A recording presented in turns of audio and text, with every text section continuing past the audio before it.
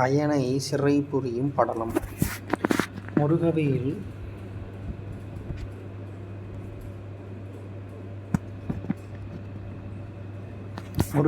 ஆட்டுக்கடாவை வாகனமாகக் கொண்டு செலுத்தி விண்ணுலகத்தில் மண்ணுலகத்திலும் திருவிளையாடல்கள் செய்து உலாவி வெள்ளி மலையாகிய கைலை மலையில் வீற்றிருந்தார். நம்ம ஆட்டுக்கடா நாரதருக்கு அதை உதவியை செய்துவிட்டு ஜாலி சுற்றிக்கிட்டு இருந்தார். நம்ம முருகர் ஜாலியாக இருப்பார்ல. முருகவேல் அவ்வாறு இருந்து வரும்போது ஒரு நாள் நன்னெறி மேற்கொண்ட பிரம்மன் முதலானோர் சிவபெருமானுடைய திருவடியை வணங்குவதற்காக கைலை மலைக்கு வந்தார்கள். ஒரு நாள் உட்கார்ந்துருக்கும் போது பிரம்மதேவர் அப்படியே நம்ம சிவனை நோக்கி யூஸ்வலாக வணங்குறதெல்லாம் வந்துருக்காங்க. எனது ஐயன் என்று எண்ணுகின்ற ஆணவத்தை அகற்றி தன்னை அறிந்துள்ளவராக தத்துவ ஞானிகளின் மனம் முதலிய கருவிகளை செய்யும் தொழிலை தன்னுடைய செயலாக ஏற்றுக்கொண்டு முறைப்படி அவர்களுக்கு மோட்ச நெறியை காட்டியருள்கின்றவன் பிரம்மர் யாரு? எனது யான் என்று எண்ணுகின்ற ஆணவத்தை அகற்றணும். ஸோ எனது நான் என்றும் ஆணவத்தை அகற்றணும். அதை எப்படி அகற்றுவான்? தன்னை அறிந்துள்ளவரான தத்துவ ஞானிகளின் மனம் முதலிய கருவிகளை செய்யும் தொழிலை தனது செயலாக ஏற்றுக்கொண்டு முற்றும்படி அவர்களுக்கு மோட்ச நெறியை காட்டுவதன் மூலம் அதற்கு அதான் தொழில். எனது என்னுடையது நான் என்றும் ஆணவத்தை அழிப்பதற்கு பிரம்மரை நோக்கி கேட்டால் அந்த ஆணவம் அழிந்துவிடும். அதை முனிவர்கள் மூலம் சித்தர்கள் மூலம் செயல்பட்டு வருவர் பிரம்மர். அப்பேற்பட்ட பிரம்மர் தனக்கு ஒரு முதல் அற்றவனான சிவபெருமான் தான் பரம்பொருள். பிரம்மன் முதலியோர் அப்பெருமானுடைய திருவடிகளை வணங்கி அவன் அருளை பெற்று அவனது திருச்சபையை நீங்கி வாயிலை நெருங்கினர். அவர் பரம்பொருளை போய் வணங்கிட்டு அவரோட திருவடிகளை வணங்கி அவங்க வாயிலுக்கு வராங்க.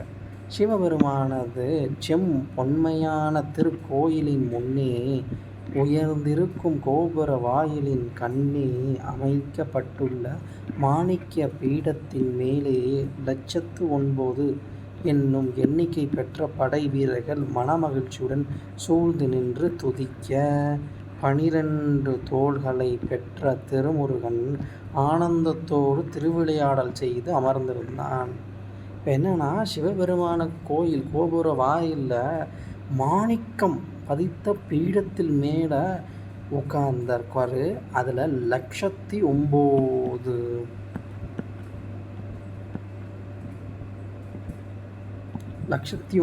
வீரர்கள் நம்ம முருகரை பாடி பாடி அவரை புகழ்ந்து பாடி ஆடி பாடி ஜாலியாக இருக்காங்க.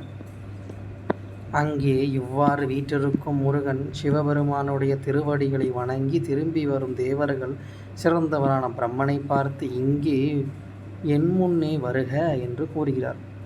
கொஞ்சம் வாங்கலை அப்படிங்கிறார். தாமரை மலரை ஆசனமாக பெற்றுள்ள பிரம்மன் முருகன் முன் சென்று தலை தாழாமல் கைகளால் மட்டும் தொழுது நின்றார். முருகரை பார்த்தா என்ன பண்ணணும்?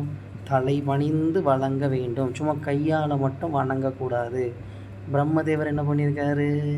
அவர் வணக்கம் அப்படின்னு இருக்காரு. தலை தாழ கையை மட்டும் வணங்கார். ஓகே. முற்கடவுளான சிவபெருமான் பெற்ற சிவல்வனான முருகன் பிரம்மனது ஆணவம் குடிகொண்ட மனதை அறிந்து கொண்டார். முருகருக்கு தெரிஞ்சு போச்சு. இப்போ தலை வணங்கலை பிரம்மனுக்கு ஆணவம். சூப்பரு. இப்போ பிரம்மனே அமர்வாயாக என்று கூறி அவனை அமரச் செய்தார். அமருக்கு மரியாதை இல்லையா? சரி, அவருக்கு அமர வைக்க. பின்பு நீ நாள்தோறும் செய்து வரும் தொழில் என்ன அப்படி கேட்கார் முருகர் என்று கேட்டார். அதற்கு 4 முகங்களை உடைய பிரம்மன் சிவபெருமானது ஆணையின்படி எல்லா பொருட்களையும் நான் படைக்கின்றேன். படைக்கும் தொழிலை செய்வோம் நான் என்று பிரம்மதேவர் கூறார். சூப்பர். பிரம்மன் கூறியதை கேட்ட முருகவேல் குறுநகை செய்தார். சிரிக்கிற முருகன், பூலோகத்திலும் வானத்திலும் உள்ள உயிர்கள் அனைத்தையும் நீ படைப்பாயானால் வேதங்கள் எல்லாம் உனக்கு தெரியுமா? சொல்க என்று கேட்கார். உலகத்தில் உள்ள எல்லாத்தையும் நீ தான் படிக்கன்னா இந்த வேதம்லாம் உனக்கு தெரியுமாப்பா அப்படின்னு இருக்காரு. பழமையான சிறப்பை உடைய பிரம்மன் அதற்கு இவ்வாறு பதில் சொன்னார். என்ன பதில் கூறுகிறார்? ஐயனே, கேட்பாயாக. என்னை முற்காலத்தில் படைத்தவனான கருமையான கழுத்தை உடைய சிவபெருமான் அளவில்லாத வேதங்களை, சிறந்த ஆகமங்களை மிக பலவும் உண்டாக்கினான். நான் உய்து பெறும்படி அவற்றுள் சிலவற்றை எனக்கு அறிவித்தான். நான் அவற்றை அறிந்துள்ளேன் என சொல்கிறாரு. என்னைய படைத்தது உங்கள் அப்பா சிவன், கருமையான கழுத்தை உடைய சிவன். அவர் என்ன பண்ணுறாரு, வேதங்கள் பல வேதங்கள் சொல்லிக்கார். அதில் சிலவற்றை எனக்கு கொடுத்து அதுபடி உயிர்களை படைப்பாயாக சொல்லித்தார். அந்த சிலவை எனக்கு தெரியும் சொல்லி தன்மையாக பேசுறேன். இவ்வாறு பிரம்மான் கூறினான். உடனே முருகவேல், இந்த வேதங்களுள் ஒன்றான இருக்கை நீ சொல்ல. இந்த வேதங்களுள்ள ஒன்றான இருக்கை அதை நீ சொல்ல. பிரம்மன் நல்லது, நான் சொல்கிறேன், அவ்வாறே செய்கின்றேன் என்று கூறி வேதங்கள் யாவும் முதலில் சொல்லும்படி அமைந்திருக்கின்ற ஒப்பற்ற தனி மொழியான ஓம் என்னும் பிரணவத்தை முறைப்படி முதலில் உரைத்தான். ஸோ இப்போ என்னன்னா, நம்ம முருகர் விளையாடுறாரு. அப்படியா, இந்த வேதங்கள் எல்லாம் ஒன்றாக இருக்க மாதிரி ஒன்று சொல்லுங்களேன் அப்படின்னு கேட்கும்போது முருகர், அதுக்கு பிரம்மன் அப்படி ஒன்று இருக்குது. அது என்னன்னா, எல்லா பாடல்களும் முதலாக வருவது ஓம். அந்த ஓமை எப்படி உச்சரிக்கணும்னு சொல்லிட்டு ஆ ஓ அப்படின்னு சொல்லி அழகாக உச்சரிக்கார். Very good. தாமரை மலரின் மேலே அமர்ந்திருக்கும் பிரம்மன் பிரணவ மந்திரத்தை முதலில் கூறி வேத மந்திரங்களை தொடர்ந்து சொல்ல தொடங்கினார். எல்லையில்லாத எழிலையை நிற்கும் குமரவேல் நிறுத்து, நீ முதலில் உச்சரித்த ஓம் என்னும் பிரணவத்தின் பொருளை சொல்க என்று கேட்டார். நம்ம பிரம்மா தான் எல்லாம் தெரியுங்களா. உடனே ஓம் யச்சந்திர சாம்புசவோ விஸ்வரோ பகச்சந்தோஷோ அமிர்தா ஆசம்பபூவ அப்படின்னு சொல்ல ஆரம்பிச்சிட்டார். உடனே நான் முருகர், ஸ்டாப், நான் உன்கிட்ட எல்லாம் இருக்கல, ஓம் அந்த ஒரு வார்த்தையின் அர்த்தம் என்ன அதை மட்டும் சொல்லு அப்படின்ட்டார். அந்த பிரணவ மந்திரத்தை தன்னுடைய 6 முகங்களுள் ஒன்றாக கொண்டிருக்கும் முருகவேல் குறுநகை பொறிந்து முதலில் சொன்ன ஓம் என்பதற்கு பொருள் கூறு என்று கேட்டதும் பிரம்மன் மிகுதியாக உள்ள 8 கண்கள் அகல விரிந்து விழித்தான். இப்போ என்னன்னா, முருகர் கேட்டார், இப்போ நீ மற்றதெல்லாம் சொல்ல வேண்டாம், முதல்ல சொன்னல ஓம், அந்த ஓம்னா என்ன, அதன் அர்த்தத்தை கூறுக அப்படின்ட்டார். உடனே பிரம்மருக்கு 4 தலைலாம் 8 கண்ணு விரி வாங்கி ஏன் மாட்டிக்கிட்டோமே அப்படின்னு முடிக்க ஆரம்பிச்சிட்டார். வெட்கப்பட்டான், விக்கி திகைத்தான். ஆனால் அப்பிரணவத்தின் பொருள் சிறப்பினை அறியாதவனாய் இருந்தான். பிரம்மருக்கு பிரணவத்தின் பொருள் தெரியவில்லை. ஐயோ, பிரம்மன் சிவபெருமான் எழுந்தருளியிருக்கின்ற ஆசனம் ஆகும். பிரம்மன் எங்கே இருக்காரு? சிவபெருமான் கேட்டிய ஆசனத்தில் உட்கார்ந்துருக்கீங்க. மற்றுள்ள தேவர் தோன்றும் இடமாகும். இங்கு தான் எல்லா தேவரும் தோன்ற இடம். எல்லா எழுத்துக்களும் வேத நூல்களிலும் முதல் ஆகும். இந்த ஓம்ல தான் சிவன் பிறந்தார், பிரம்மரும் பிறந்தார், அனைத்து தேவர்களும் பிறந்தார். வேத நூல்களில் முதல் வார்த்தை ஓமாகத்தான் இருக்கும். காசி நகரத்தில் இறப்பவருக்கு எம் சிவபெருமான் உபதேசிக்கின்ற மாசற்ற தாரகம் பிரம்மம் ஆகும். காசியில் ஒருத்தர் இறந்த பின்பு அவங்க காதில் போய் ஊதுற ஒரு விஷயம் என்னன்னா, மாசற்ற ரொம்ப அற்புதமான விஷயம் ஓம், அந்த வார்த்தை தான். இத்தகைய சிறப்புடைய பிரணவத்தின் பொருள் என்ன என்று பிரம்மன் யோசித்தான். இந்த ஓமை எல்லா இடத்தையும் சொல்கிறாங்களே, சிவனும் அதில் தான் தோன்றினார், பிரம்மரும் அதில் தான் தோன்றினார், விஷ்ணுவும் அதில் தான் தோன்றினார், எல்லாம் ஓமிலிருந்து வந்தது. காசியில் இறந்தவங்க கூட முக்தி பேறு பெறுவதற்கு ஓம் என்னும் மந்திரத்தை சொல்கிறாங்க. தேவர்கள் பிறப்பதற்கும் ஓம் தான், தேவர்கள் வாழ்வதும் ஓமால தான். அந்த ஓமின் அர்த்தம் என்னன்னு தெரியல. தெளிந்த ஞானமாகிய பிரணவ மந்திரத்தை உச்சரிப்பது அன்றி அதன் பொருளை அறியாத பிரம்மன் இப்போது என்ன செய்வான்? ஓமுக்கு அர்த்தம் தெரியல. நெற்றி வழியை உடைய சிவபெருமானது அருளாளனே அப்பொருள் முற்காலத்தில் அறியாதவன். நெற்றி விழியை உடைய சிவபெருமானது அருளாலே அப்பொருள் முற்காலத்தில் அறியாதவன். ஐயோ, சிவபெருமான் சொன்னது இவன் மறந்து போச்சு போலுக்கு. அதனால் இப்பொழுது திகைத்து நின்றான். அப்பிரணவத்தின் பொருளை உரைக்க வல்லவர் யார்? ஒருவரும் இல்லை. அந்த பிரணவத்தின் பொருள் எவனுக்குமே தெரியாது. ஐயோ, சிறந்த தாமரை மலரில் வீற்றிருக்கும் பெரிய கடவுளான பிரம்மன் தூய்மையான வேதங்கள் யாவினும் முதலில் முடிவிலும் உச்சரிக்கப்படுகின்ற ஓம் என்னும் ஓர் எழுத்தின் உண்மை பொருளை அறியாமல் திகைத்தான் என்று சொன்னால், இனிமேல் நாங்கள் சிலவற்றை அறிந்திருக்கின்றோம் என சொல்வது சிரிக்கும் இடமாகும். முருகர் சொல்றாரு, எப்பா, வேதங்களில் முதலிலும் கடைசியிலும் சொல்லப்படும் இந்த பிரணவ பொருள் ஓம் என்னும் மந்திரம் எவ்வளவு முக்கியமானது. இவ்வளவு நாள் ஓம் என்னும் உச்சரிப்பிலேயே வச்சிருந்து அதோட அர்த்தம் தெரியாமல் இருக்கீங்களே, இது பெரும் பாவம் இல்லையா அப்படின்னு பேசுகிறார்.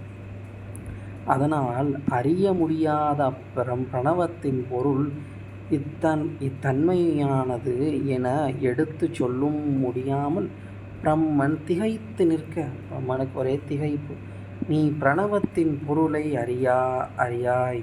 படத்தில் இத்தொழில் படைத்தல் சொல் செய்வது இந்த தகுதியுடையனோ? நீ பிரணவத்திற்கே பொருள் தெரில. நீ சொல்கிற அந்த மந்திரம் ஓம் என்று ஆரம்பித்து நீ படைக்கும் தொழில் செய்கிற நீ அந்த ஓமுக்கு அர்த்தம் தெரியாமல் நீ படைச்சிக்கிட்டு இருக்கியா? இதை கேட்ட முருகவேல் பிரம்மனுடைய 4 தலையிலும் குலுங்கும்படி கொட்டினார். இங்கப்பா, டாப்புன்னு யார்? நம்ம பிரம்மன் தலையில் கொட்டு விழுந்துட்டு. வேதங்களை இயக்கி அருளிய சிவபெருமானுடைய புதல்வன் முருகன் சிறந்த தாமரை மலர் மீது வீற்றிருக்கும் பிரம்மன் கீழே விழும்படி தன் காலினால் உதைத்தான். ஐயோ, முருகப்பெருமான் கொட்டை மட்டும் செய்யல, காலாக உதைச்சிட்டாரு பிரம்மரை. கூட்டமாக நிறைந்திருந்த தன் படை வீரர்களை கொண்டு அப்பிரம்மனை கந்தகிரியில் விலங்கினால் பிணிந்து சிறையில் வைக்கச் செய்தான். தம்பியர்களே, பிரம்மனை அடைத்து வையுங்கள். எதுக்கு? பந்தோன்னு வெறும் வணக்கம் மட்டும் சொல்லியிருக்காரு. தலை குனிந்து எங்கள் முருகரை வணங்காதனால வந்தது. எல்லா தொழில்களையும் செய்ய வல்லவானாக முருகனுக்கு எல்லாம் தொழில் தெரியும். எங்கள் முருகனுக்கு இதழ்கள் பொருந்திய சிறந்த தாமரை மலரில் வீற்றிருக்கும் பிரம்மனை அறிய காவலை உடைய சிறையில் விலங்கால் பிணைத்துவிட்டு அளவிட முடியாத பெரிய கந்தகிரிக்கு சென்று கருணையோடு பல உயிர் தொகுதிகளை படைக்க நினைத்தார். சரி, பிரம்மனை சிறையில் போட்டாச்சு, வேற என்ன பண்ண? நம்ம படைக்க போவோம். ஒருவர் படைக்கும் தொழிலை பண்ண ஆரம்பிச்சிட்டாரு. பரம்பொருளாகிய சிவபெருமானது புதல்வனான முருகன் தனது ஒரு கையில் ஒருத்திராக்க முத்ராட்ச மாலையை ஏந்தினார். முருகர் ஒரு கையில் உத்ராட்ச மாலை எடுத்துக்கிட்டார், ஒரு கையில் கமண்டலம் தாங்கினார், இன்னொரு கடலில் கமண்டலத்தை எடுத்துக்கிட்டார். 2 கைகளால் வரத முத்திரையும் அபய முத்திரையும் காட்டினார். முத்திரை என்னது? வரத முத்திரை 1, அப்புறம் அபய முத்திரை 1. நல்லா வச்சுக்கோங்க. முதல்ல ருத்ராட்சம் ஒரு கையில், குண்டலம் ஒரு கையில், வரத முத்திரை ஒரு கையில், அபய முத்திரை இன்னொரு கையில்.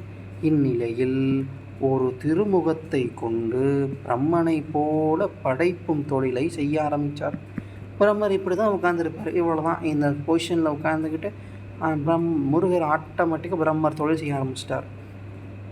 உள்ளத்தை வெளியே தெரியுமாறு கையை விரித்து விரல்கள் கீழ் நோக்கி இருக்கும்படி வைத்திருப்பதே வரதமுத்திரை ஆகும். உள்ளங்கை வெளியே தெரியுமாறு கையை விரித்து விரல்கள் கீழே நோக்கி இருக்கும்படி வைத்திருப்பது வரத முத்திரையாகும். வரத முத்திரையும் அபயமுத்திரையும் தெரிந்து கொள்ளணும். ஓகே. உயிர்கள் அனைத்திற்கும்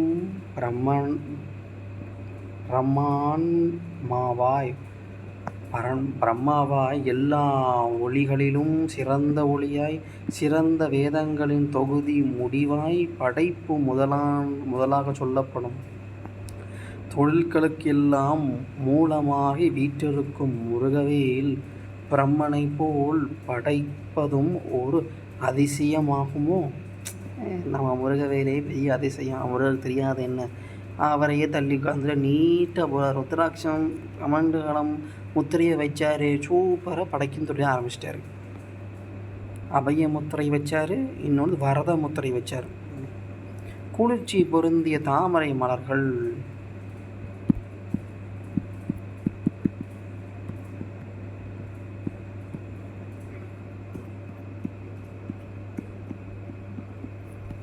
குளிர்ச்சி பொருந்திய தாமரை மலர்கள் என்னும் ஆசனத்தில் வீற்றிருந்த பிரம்மன் சிறையிலே இருக்க ஆறுமுக பெருமான் தானே அளவில்லாத உயிர்கள் கூட்டங்களை படைத்து கொண்டிருந்தார்.